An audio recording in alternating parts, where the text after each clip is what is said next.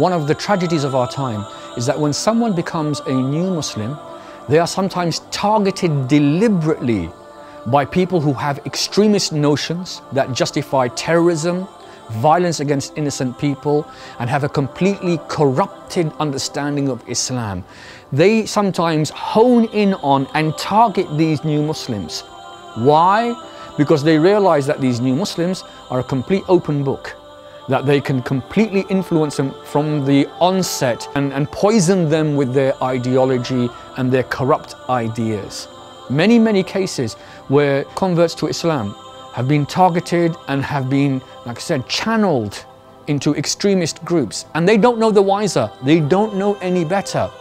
That's why it's essential that when someone becomes a new Muslim, that we ensure that they go to the mainstream mosques, where we have reputable scholars and teachers and programs that teach from the Quran and the Sunnah the correct understanding of Islam, and that these mosques are the mosques who are at the forefront, such as Green Lane, in challenging extremism and challenging the terrorism and those kind of extremist violent ideologies which are out there, which are corruptions of Islam. Now, there have been many cases. So we have a big responsibility out there to ensure that people are taught Islam correctly. Where we see individuals who we know are being taught Islam incorrectly, then we have to intervene, because that person is a new Muslim. We have a responsibility towards them, and that unfortunately they will be given a completely corrupt and distorted understanding of Islam. Sometimes that happens in the physical space, out there in the community, out there in society, but mostly it happens online.